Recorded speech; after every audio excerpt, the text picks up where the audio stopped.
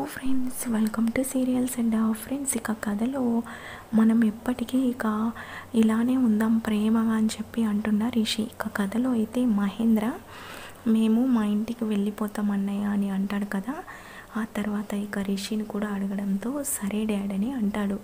ఇక శైలేంద్ర మాత్రం వీళ్ళు ఇక్కడి నుంచి వెళ్ళిపోతే ఈ రంగగడి ఎక్కడ నిజం చెప్పేస్తాడో, అలాగే నేను వాడిని ఎలా కంట్రోల్ చేయాలి, అయినా వీళ్ళు వెళ్ళకూడదు అని చెప్పి నాకు ఇష్టం లేదు. రిషి ఇప్పుడే కదా వచ్చాడు, అయినా అందరం హ్యాపీగా ఇక్కడే ఉందామని చెప్తూ ఉండడంతో మహేంద్ర అయినా రిషి వసు కూడా ఇప్పుడే కదా చాలా రోజుల తర్వాత కలిశారు.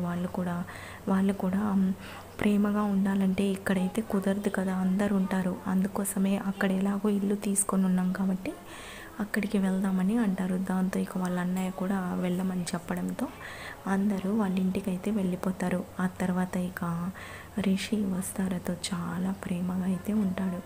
ఇక వసుధార, ఏంటి రిషి సార్ ఇక్కడికి వచ్చినప్పటి నుంచి నన్ను ఒక్క క్షణం కూడా వదలటం లేదు అని చెప్పడంతో, అక్కడంటే శైలేంద్ర ఉన్నాడు కదా అందుకోసమే అని అంటాడు. దాంతో వసుధార, నాకు మాత్రం ఎంత ఆనందంగా ఉందో మాటల్లో చెప్పలేను సార్ అని చెప్తూ ఉండడంతో రిషి, అవును వస్తారా, ఇక మీదట మనం ఎప్పటికీ ఇలానే ఉంటాం.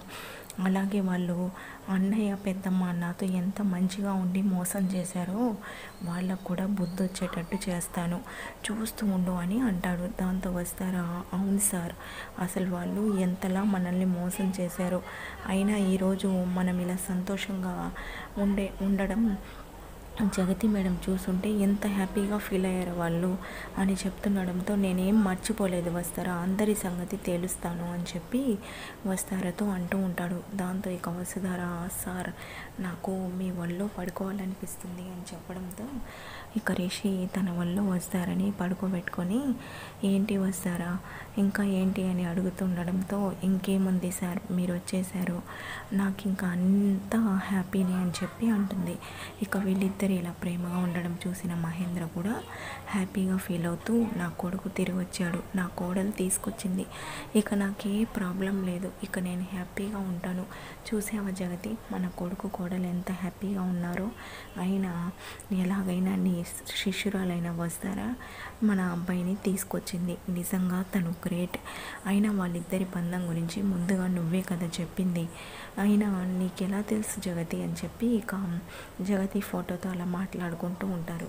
ఇక రిషి వసు ప్రేమగా అలా మాట్లాడుకుంటూ ఉండడంతో మహేంద్ర, అయినా వీళ్ళు ఇప్పటి వరకు పెళ్ళింది కాబట్టి కానీ ఒక్కటవ్వలేదు, నేనే వీళ్ళకి ఇక మొత్తం చూసుకోవాలి కాబట్టి దానికి ముహూర్తం పెట్టించాలి, అవును వీళ్ళిద్దరిని ఒక్కటి చేయాలి, అదే నా బాధ్యత అని చెప్పి ఇక మహేంద్ర ఇంకా అనుకుంటూ వాళ్ళిద్దరిని చూసి చాలా హ్యాపీగా మురిసిపోతూ ఉంటాడు.